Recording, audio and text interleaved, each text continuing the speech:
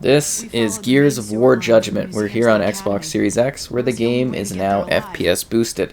So what are we getting here? We are getting 720p at 60 FPS with auto HDR support. And yeah, it does actually look quite a bit better.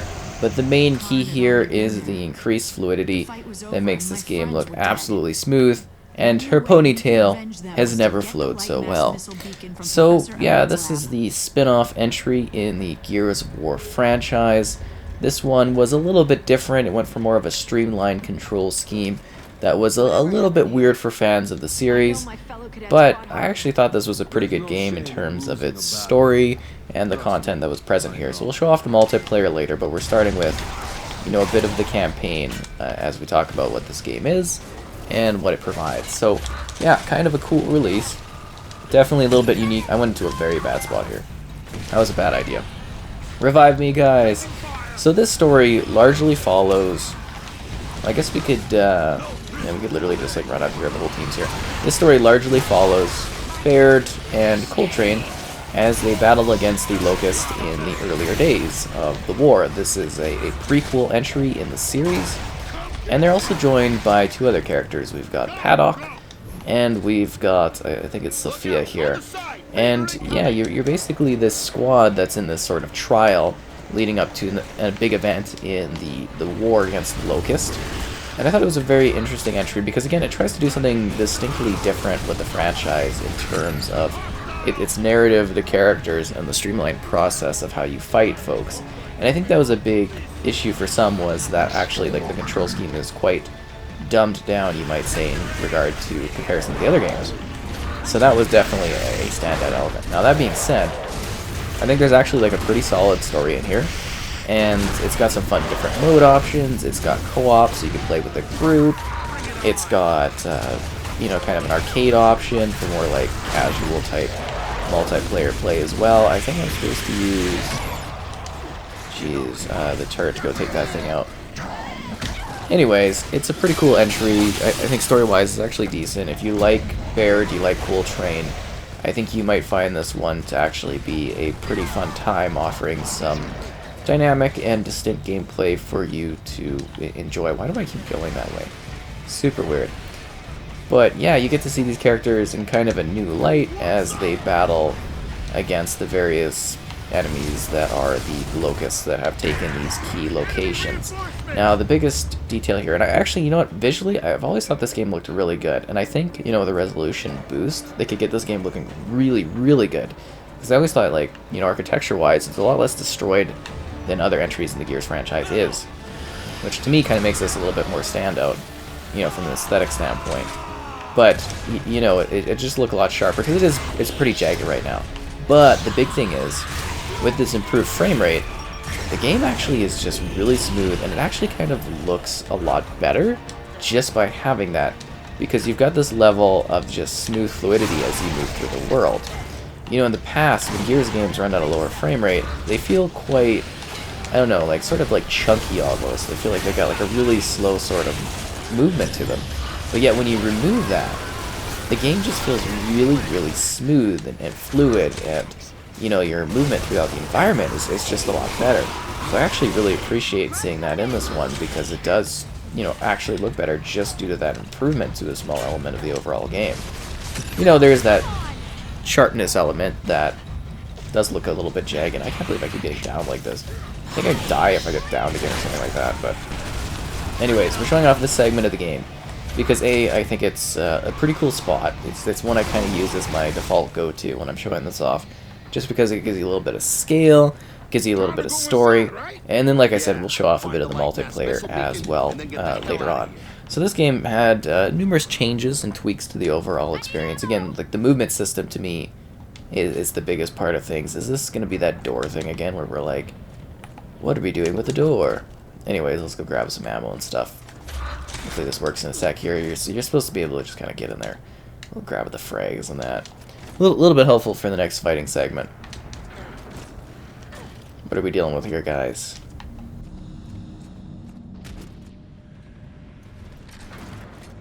What is this again? Are we having this issue again, Baird? What's going on, Baird? You chilling out there? There we go. So this is like the score thing, because it's like the specific mode where you're getting like points and all that, you know what I mean? And then it's just kind of loading into the next segment here in a sec. So yeah, now we can continue, and again, the cutscenes look pretty good. I thought this one was kind of cool, and again, a lot of the changes really are in the multiplayer, so we'll obviously talk about that a bit more when we get to it. But this one had not necessarily traditional multiplayer, but it also had some cool things like this, like Overrun mode. It just had some really cool, you know, change-ups to the overall Gears of War franchise in some different ways, which I thought was always kind of neat. So let's continue along here, battling away. And again, the co-op effort that was kind of present. Like this one coming off of Gears 3 was really quite neat because it was so distinct to that. And once again, you know, the typical scenarios where you are, you know, looking for some collectibles here or there, which I believe I've gathered all of them in this one. I think I did because I did like a guide. I also did like a guide for an Easter egg that you can find on this map. Or not this map, but this game as well. Like a factory place. There's also this like Afterrun campaign that I thought was really neat because it continues, you know, the story for some of these characters a little bit. What is going on? Past what would happen. I think this character in particular, she almost has like a bit of a tragic and or forgotten sort of ending, if that makes sense. Like you don't really know what happens to this one. Like you can kind of read about it, and I don't know if that's like considered lore, but it just seems kind of like dark how things just kind of end up for this one. And I always thought that was a little bit weird. This courtyard's also a good battle. You're just kind of like, you know, fighting along as a squad, and it really, you know, it paints the Gears of War universe in a different light because you get to see it when things aren't as bad. You get to see like the warm up towards this worst scenario. There's also these really cool command center-esque things that were kind of present, which were neat, and you know, they were trying a lot of different things because it was a different studio. It was People Could Fly were handling this one, and I think that different direction in it kind of made it something that a lot of people sort of overlooked just because it had a different, you know, group behind it, and that group was trying to like experiment with the Gears formula, which I don't think was the best idea, quite honestly. Like the Gears formula, it works. It really doesn't need to be changed. You know, they got good gameplay, they got good mechanics.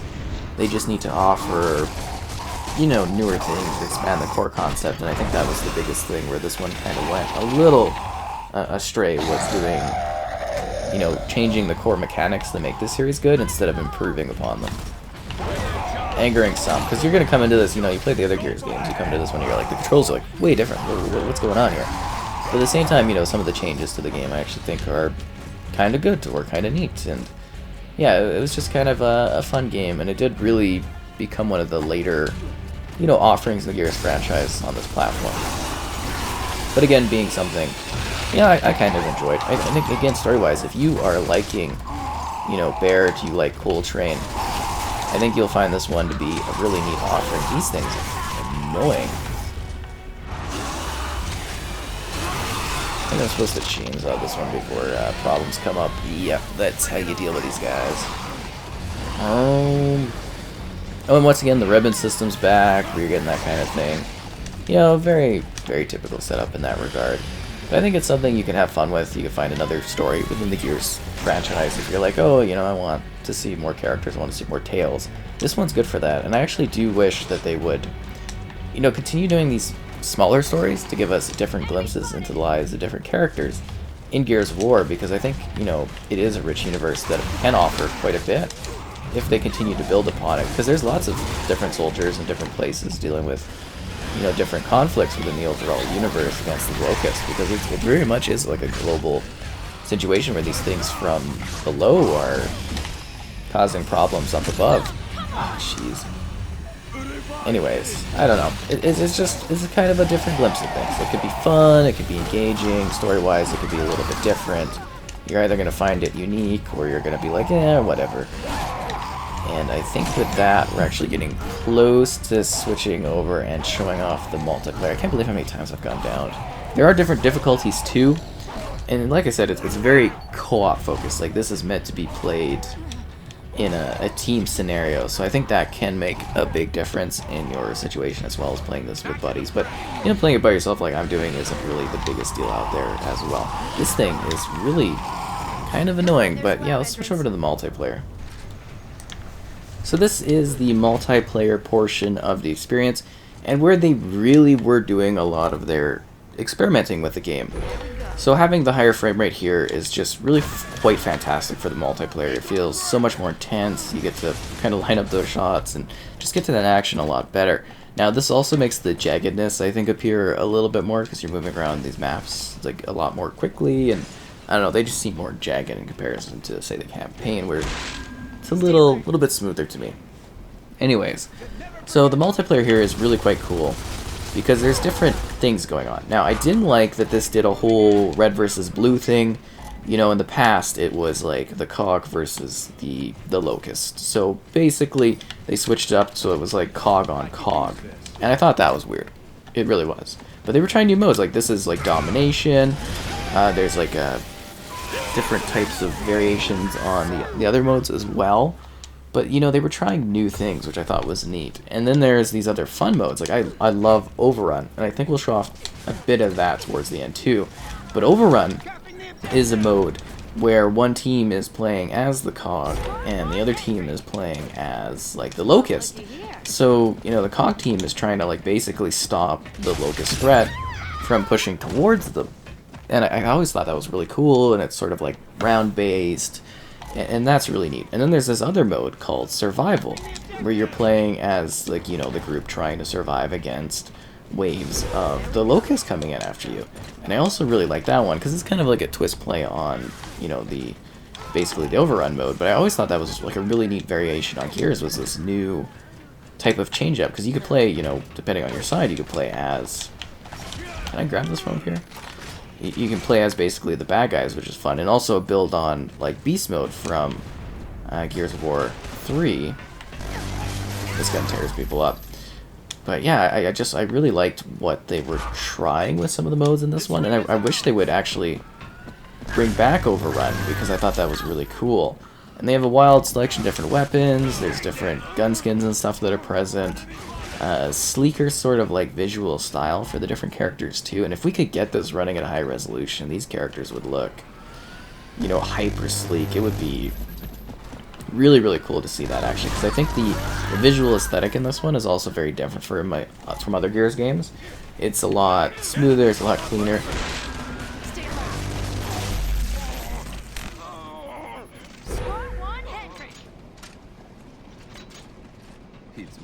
But it just, like, the art direction was very different for this one, and I think it would stand out very nicely with a sharpness increase to the resolution quality.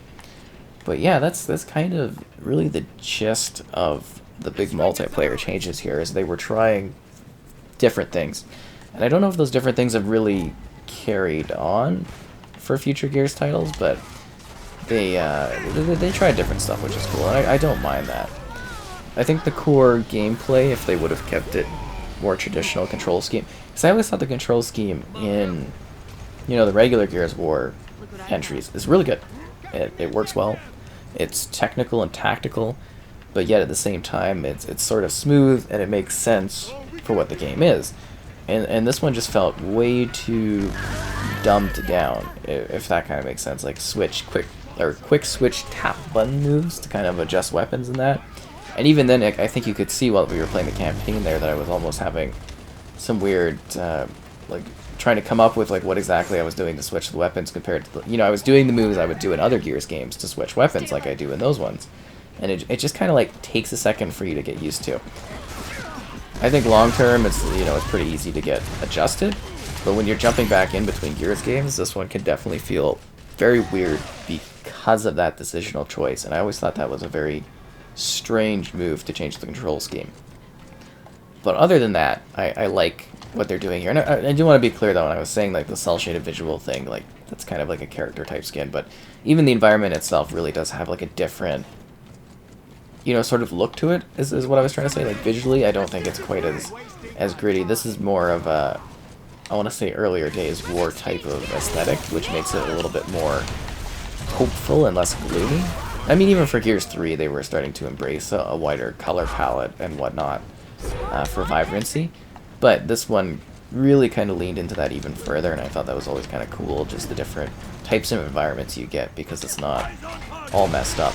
And they had a good selection of maps. I think a good chunk of the maps are free in this one, but for whatever reason, there's still like a good map pack or so that aren't, or isn't free at this point, which I think it personally is kind of really stupid, and I wish they would, you know, make them free at some point. It seems kind of odd that they are sort of limiting some of this stuff.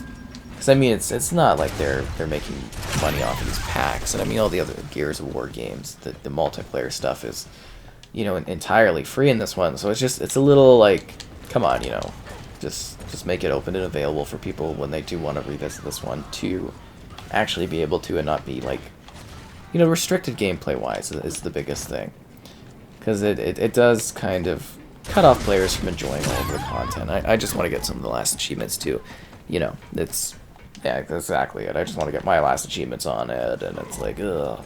Not saying I have all the achievements, but I'd like to be able to get access to a few more that I'm not able to, and, you know, just have all of the content that's available for it, not be like locked out of some of the map options.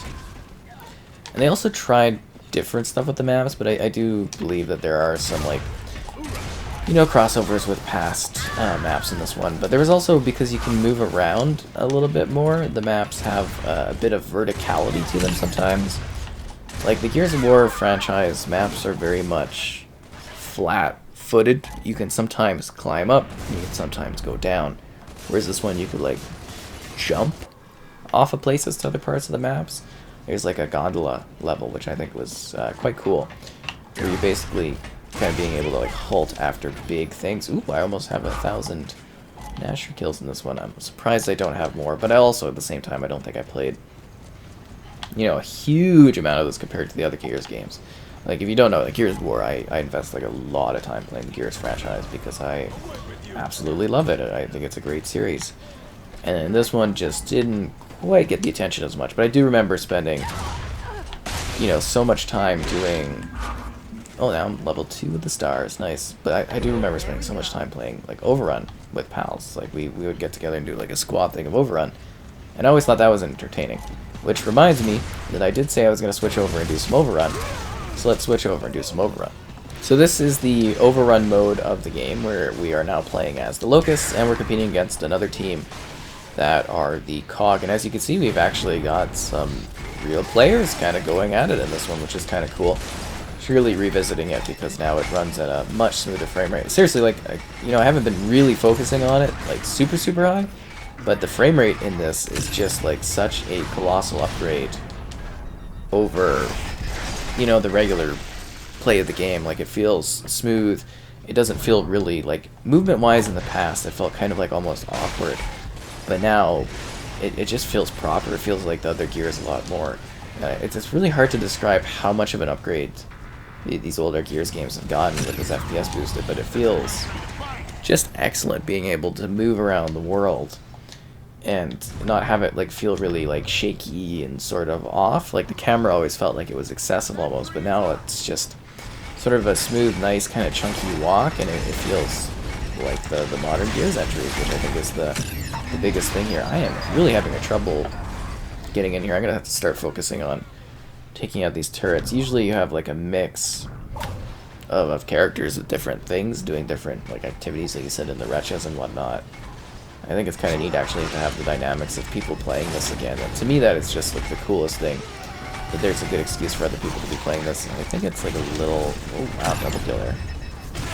Little laggy and stuff, but no, it's still a cool game. And I think, you know, if you've ever been curious about it story-wise, you might find it neat with cool characters. You might actually find it interesting and intriguing. The Aftermath kind of story is also a fun little expansion upon things. I think, you know, multiplayer-wise, you might actually find it to still be kind of enjoyable with the different modes that are present. You know, give Overrun a chance. You'll probably find some people in the more deathmatch-oriented thing, and you'll just have an easygoing time with it, right? Because it's not super serious like a newer entry would be, right? It's just you're going in for fun and to maybe experience the game, and you can play against, you know, there's bots and stuff if you don't find other players to play with, so you can always enjoy what this one has to offer. And I think maybe giving it a whirl would be a good idea that you might find to be kind of intriguing. We have to destroy this fence here. Come on, do some damage to the fence. No, that's why you send in the tickers. They go, you know, they kind of break down the fences for the rest of the team to get in here. But we don't got really good squad dynamics going on, which isn't the best. But yeah, Gears of War Judgment, FPS boosted.